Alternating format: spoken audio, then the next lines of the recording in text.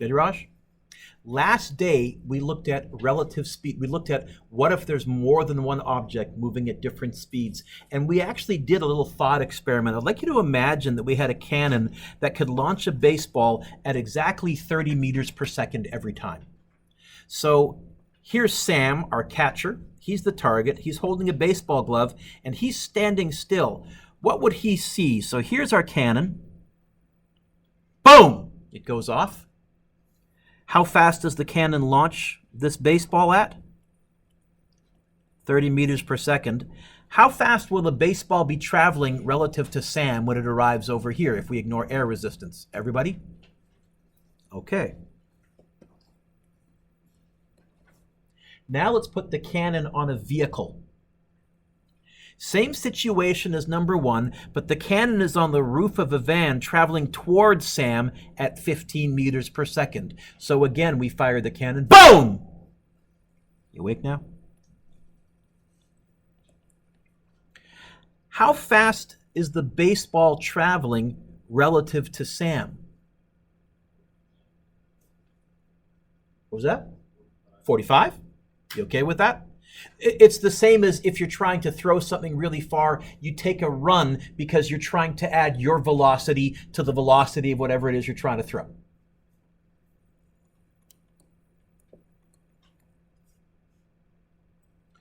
What if the van is traveling away from Sam at 15 meters per second, and bang, we fire the cannon towards Sam at 30 meters per second?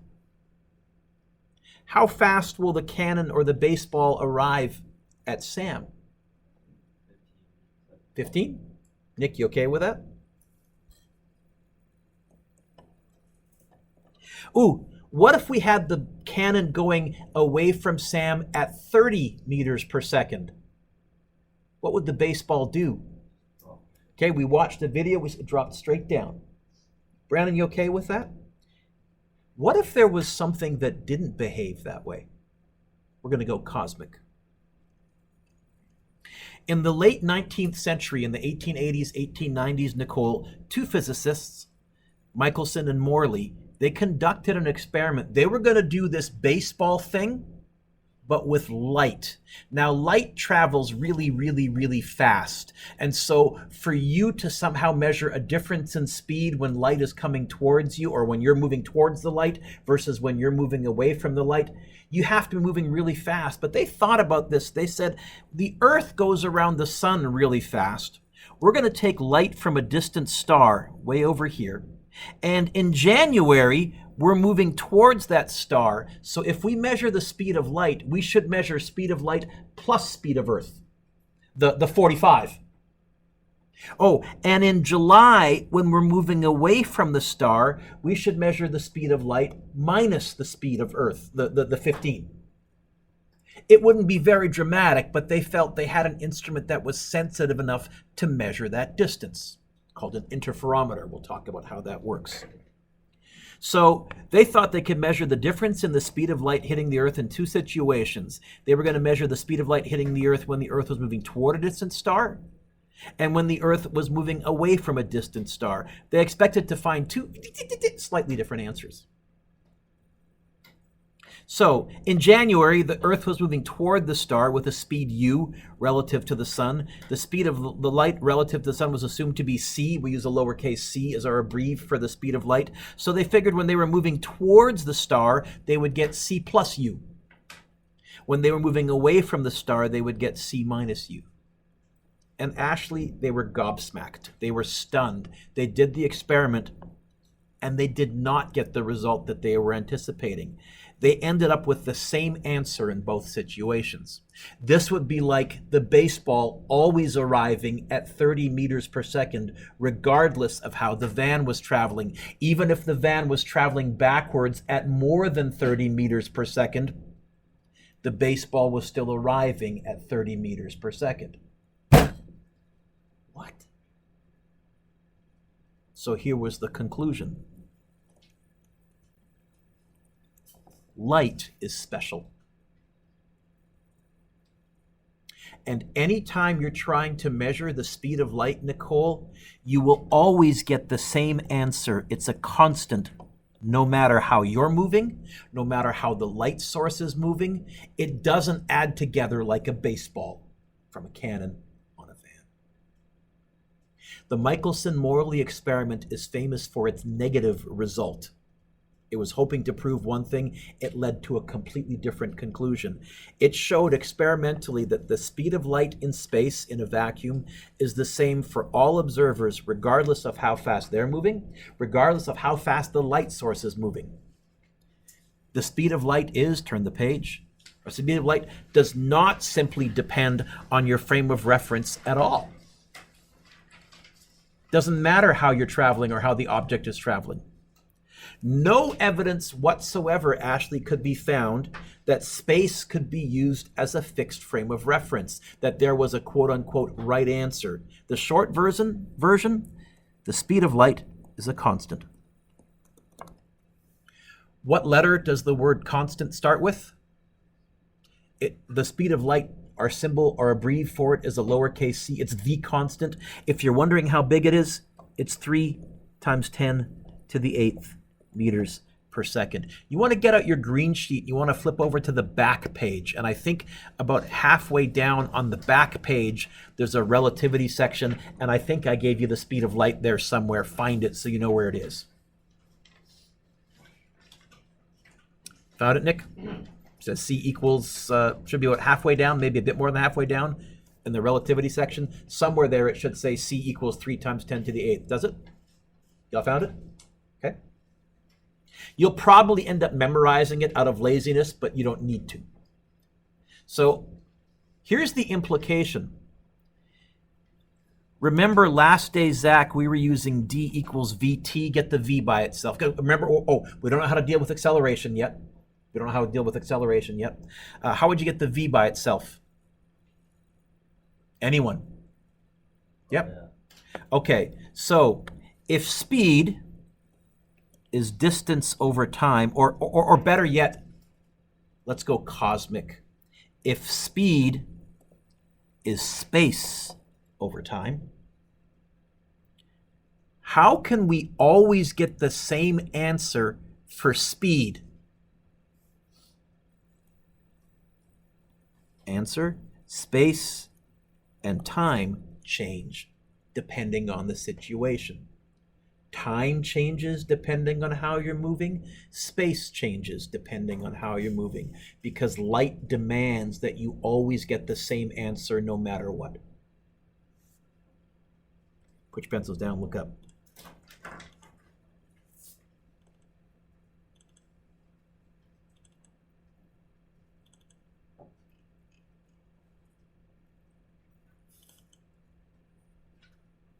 There are only a handful of experiments in physics that completely transformed physics.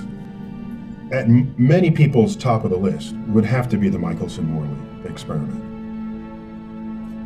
In the 19th century, physicists thought that since sound waves travel through air, light waves must travel through some sort of medium as well. So, light is a wave, sound is a wave, and we know that sound needs air to travel. If you actually take a vacuum jar and you ring a bell inside a vacuum jar, you don't hear it because there's no air to transmit the sound waves. That led to a famous movie slogan, "In space, no one can hear you." What's the punchline? Okay, what they're really saying, sound doesn't travel through a vacuum because sound is a wave. And because light is a wave, it was thought space can't be a vacuum. There must be something in space, filling space that light travels through.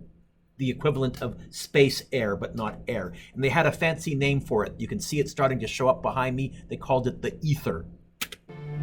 They called this theoretical medium ether. The famous luminiferous ether.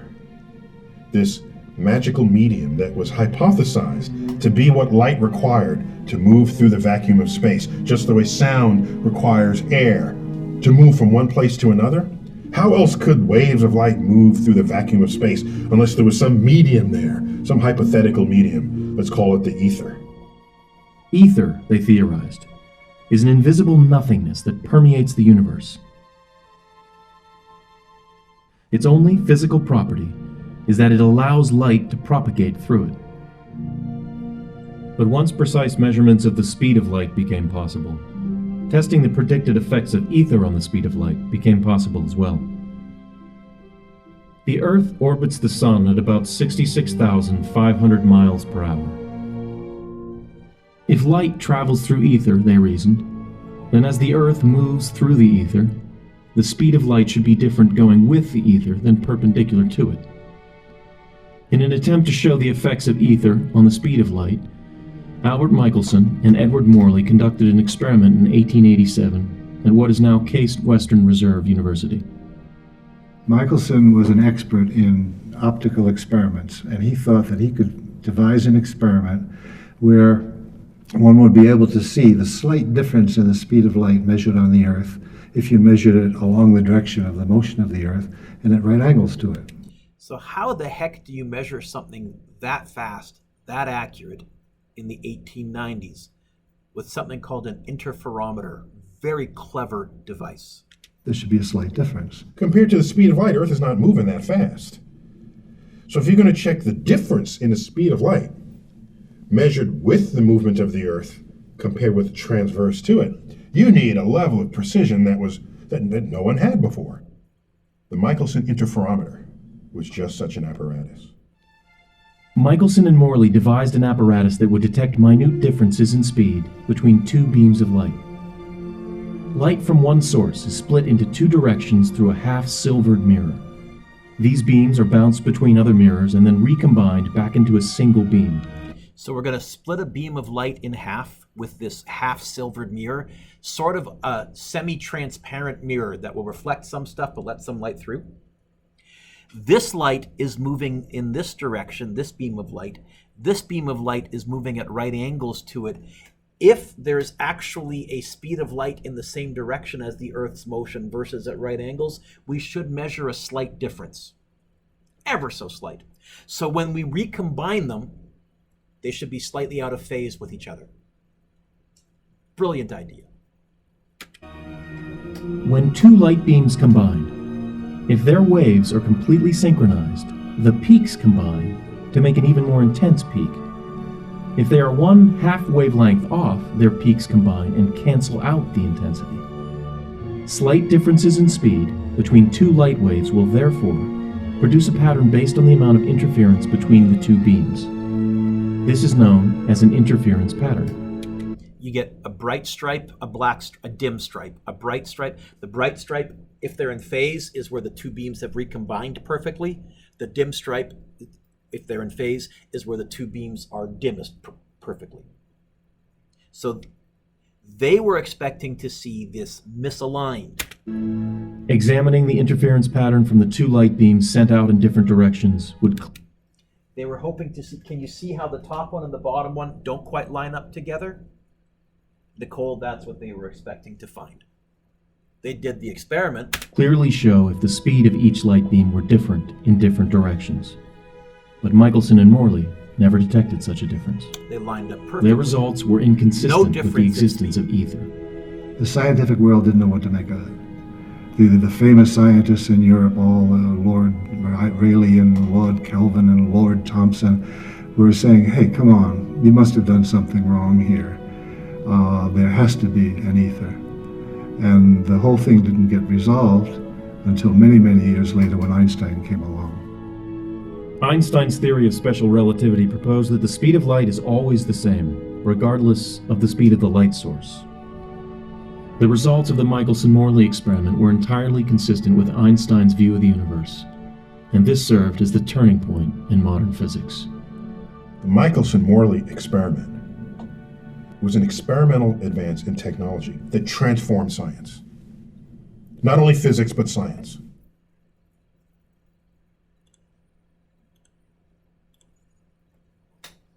So here is our thought experiment. We're going to do a little situation. We're going to imagine we have a spaceship that is emitting a flash of light. And this was Einstein's clever thought experiment. He said, look, Nick, if light is what's puzzling us, why don't I use a beam of light as my timer and follow that through to its logical conclusion? First, consider a spaceship hovering at rest relative to the Earth. So the spaceship and the Earth are at rest relative to each other. Suppose the spaceship sends brief, regularly spaced flashes of light to the planet. Flash, flash, flash, flash. Every 6 minutes, flash. 6 minutes, flash. 6 minutes, flash. Those beams of light will travel through space, and once they start arriving at the Earth, they will arrive at the Earth 6 minutes apart, flash. 6 minutes apart, flash. 6 minutes apart, flash. With no motion involved, if both objects are at rest relative to each other, that's ho-hum, ordinary, everyday life. Lena, that's like been there, seen that, no big surprise.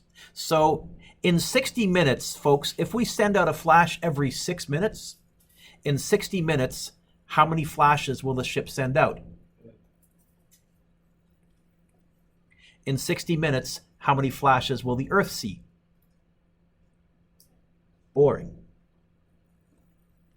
Now let's add some motion to this. So when motion is involved, the situation is quite different.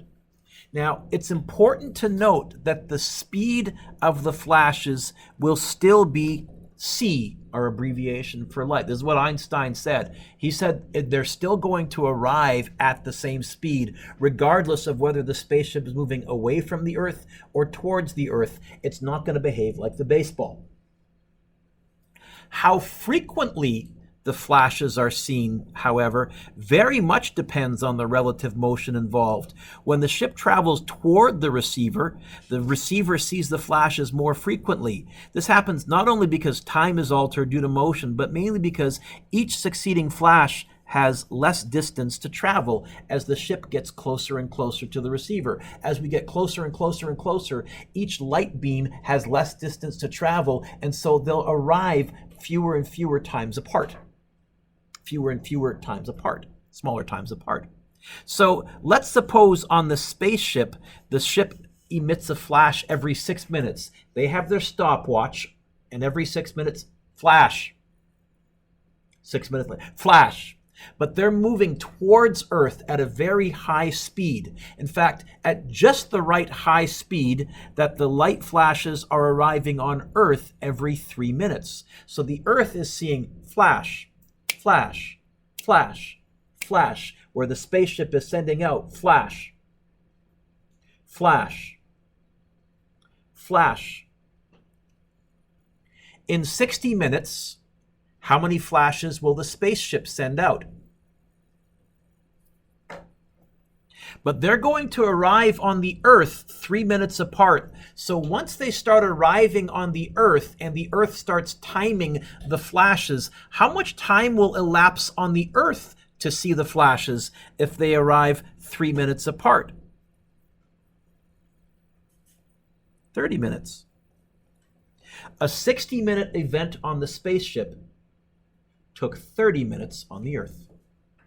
And I'm not doing like funny math games. Actually, time moved differently on the Earth than it did on the spaceship. Told you it was going to get weird, but cool, but weird. Let's do that same thought experiment, but instead of heading towards the Earth, let's head away from the Earth at a really, really fast speed. So situation number 3, turn the page. The spaceship now is heading away from the Earth.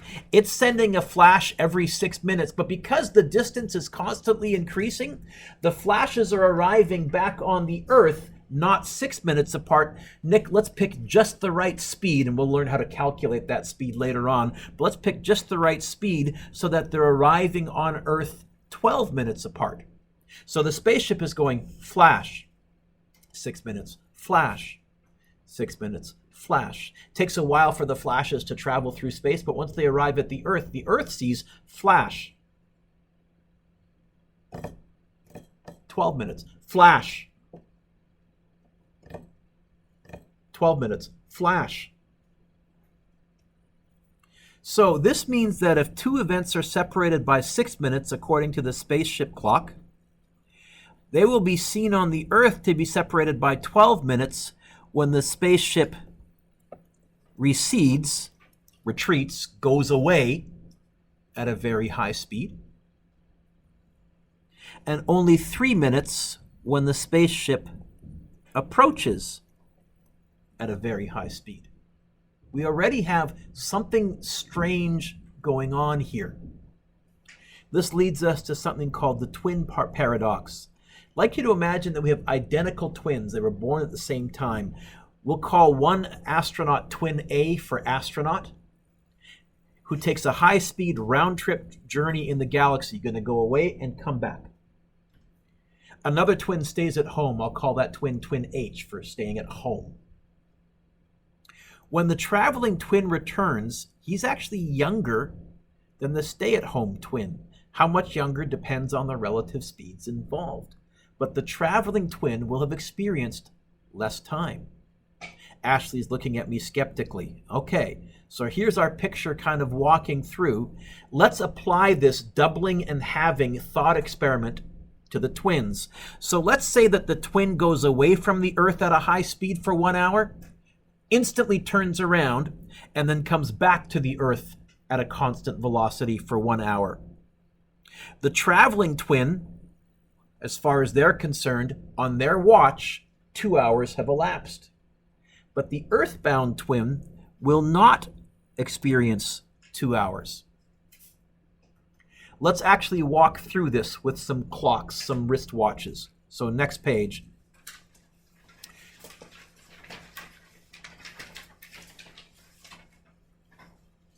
We have 4 columns. This column here and this column here are the astronaut. This column here and this column here are the twin who stayed home. And we're just going to walk through this. I'm going to zoom way in. We're going to fill in the astronaut column first. So right now, the ship is leaving the Earth. The twins shake hands at noon. The ship takes off. The astronaut sends his first flash out at 12:06 and marks that time down. Flash. The next flash leaves at 12:12. Flash. The next flash leaves at 12:18. Astronaut is noting this in their logbook. Flash. The next flash leaves at 12:24.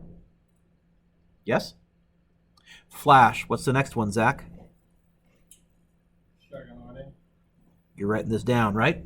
You're zoned out. 12:30. Keegan, what's the next one? 12:30. Yep. What's the next one? 12:48. Flash. 12:54. Flash. You know what? Instead of 1 o'clock, let's call it 1300 because that's going to make the math easier to do.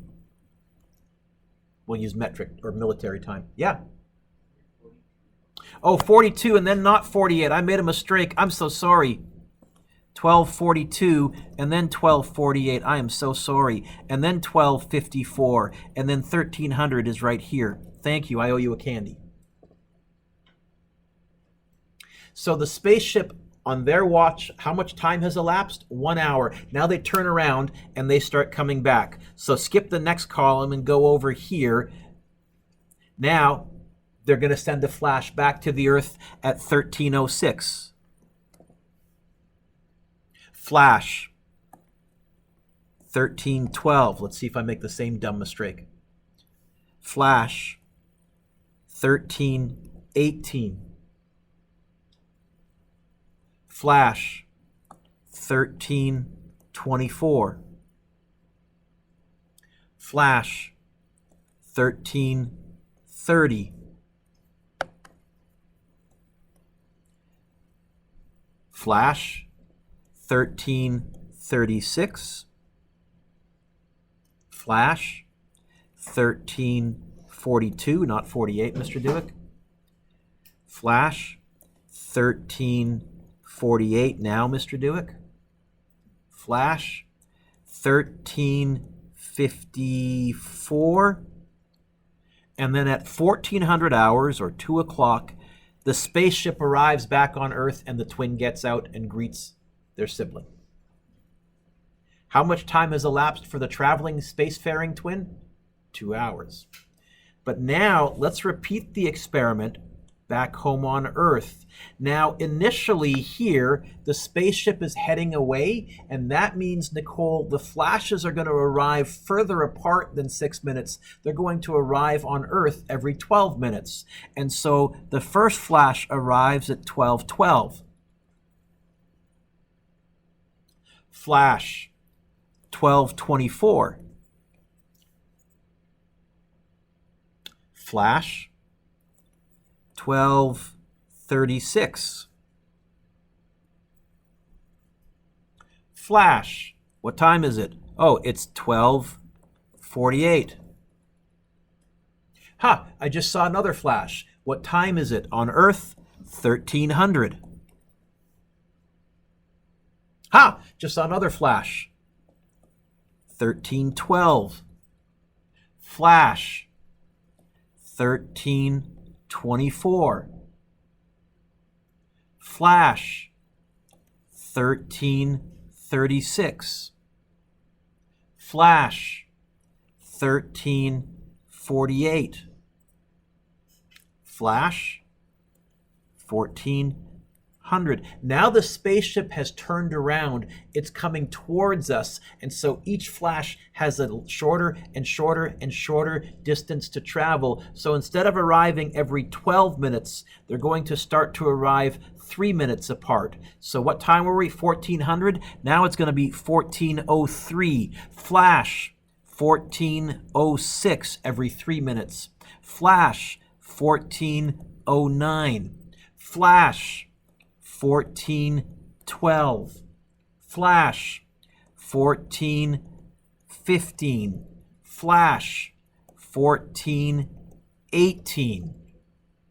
Add 3, 1421. 1424. Flash, 1427. Flash, and now the twins meet, and when they look at their wristwatches, the astronaut's wristwatch will say 1400, and the twins' wristwatch will say 1430. The twin has aged that stayed back home on Earth 30 minutes longer, 30 minutes more time than the twin that traveled. And I'm not doing a clever math trick. That really happens. The twin who stayed home experienced more time than the twin that traveled in space.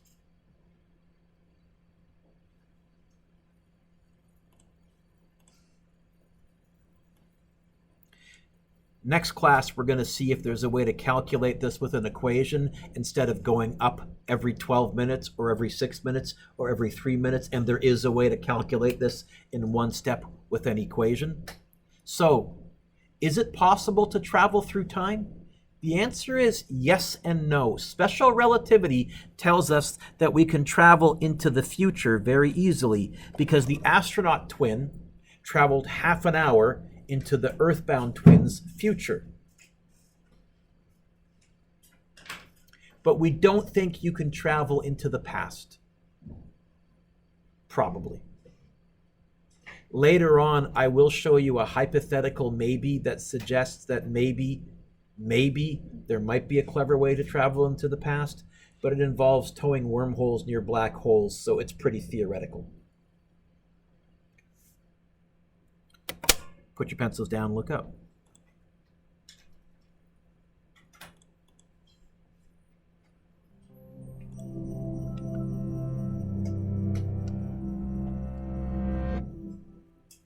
Have you ever daydreamed about travelling through time? Perhaps fast forwarding the centuries and seeing the distant future? Well, time travel is possible, and what's more, it's already been done. Meet Sergey Krikalev, the greatest time traveller in human history. This Russian cosmonaut holds the record for the most amount of time spent orbiting our planet. And when he was orbiting our planet, he was moving faster than us relative to the Earth at rest. He was moving, and because he was moving, for him, time was moving slower. A total of 803 days, 9 hours, and 39 minutes. During this stay in space, he time travelled into his own future by 0.02 seconds. Not a very big difference, but a difference nonetheless, because he wasn't going that fast. This really becomes noticeable when you start going near the speed of light. Travelling at 17,500 miles an hour, he experienced an effect known as time dilation. And one day the same effect might make significant time travel to the future commonplace. To see why moving faster through space affects passage of time, we need to go back to the 1880s, when two American scientists, Albert Michelson and Edward Morley, were trying to measure the effect of the Earth's movement around the Sun on the speed of light. When a beam of light was moving in the same direction as the Earth, they expected the light to travel faster. And when the Earth was moving in the opposite direction, they expected it to go slower. But they found something very curious. The speed of light remained the same no matter what the Earth was doing. 2 decades later, Albert Einstein was thinking about the consequences of that never-changing speed of light. And it was his conclusions, formulated in the theory of special relativity, that opened the door into the world of time travel. Imagine a man named Jack standing in the middle of a train carriage travelling at a steady speed. Jack's bored and starts bouncing a ball up and down. What would Jill, standing on the platform, see through the window as the train whistles through? Well, between Jack dropping the ball and catching it again, Jill will have seen him move slightly further down the track, resulting in her seeing the ball follow a triangular path. So you see the thought experiment? Jack sees the ball moving up and down, but because the train is moving sideways, Jill sees the ball trace out this little triangle. Jill actually sees the ball travel further. How much further? That triangle path long, compared to just straight up and down. This means Jill sees the ball travel further than Jack does within the same time period. And because speed is distance divided by time, Jill actually sees the ball move faster. That's why for Jill, the ball might appear blurrier because it's moving faster than for Jack. Okay? That's the physics that we're all used to. But if we replace the ball with a beam of light, we have to get the same answer here, no matter what. We will get the same answer here, no matter what. And the only way that can occur is if the universe mucks around with space or distance and time. But what if Jack's bouncing ball is replaced with two mirrors which bounce a beam of light between them? Jack still sees the beam go up and down, and Jill still sees the light beam travel a longer distance. Except this time, Jack and Jill cannot disagree on the speed, because the speed of light remains the same no matter what. And if the speed is the same, while the distance is different, this means the time taken will be different as well. Thus, time must tick at different rates of people moving relative to each other. Imagine that Jack and Jill had highly accurate watches that they synchronized before Jack boarded the train. During the experiment, Jack and Jill would each see their own watch ticking normally. But if they meet up again later to compare watches, less time would have elapsed according to Jack's watch, balancing the fact that Jill saw the light move further. This idea may sound crazy, but like any good scientific theory, it can be tested. In the 1970s, scientists boarded a plane with some super accurate atomic clocks that were synchronized with some others left on the ground.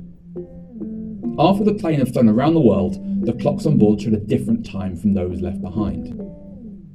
Of course, at the speed of trains and planes, the effect is minuscule. But the faster you go, the more time dilates. For astronauts orbiting the Earth for 800 days, it starts to add up. But what affects humans also affects machines. Satellites of the Global Positioning System are also hurtling around the Earth at thousands of miles an hour, so time dilation kicks in here too. In fact, their speed causes the atomic clocks on board to disagree with clocks on the ground by 7 millionths of a second daily. Left uncorrected, this would cause GPS to lose accuracy by a few kilometers each day. So what does all this have to do with time travel to the far distant future? Well, the faster you go, the greater the effect of time dilation. If you could travel really close to the speed of light, say 99.9999%, on a round trip through space for what seemed to you like 10 years, you'd actually return to Earth around the year 9000. Who knows what you'd see when you returned? Humanity merged with machines, extinct due to climate change or asteroid impact, or inhabiting a permanent colony on Mars? But the trouble is that getting heavy things like people, not to mention spaceships, up to such speeds requires unimaginable amounts of energy. It already takes enormous particle accelerators, like the Large Hadron Collider, to accelerate tiny subatomic particles to close to light speed. But one day, if we can develop the tools to accelerate ourselves to similar speeds, then we may regularly send time travelers into the future, bringing with them tales of a long-forgotten past. So time travel is totally doable.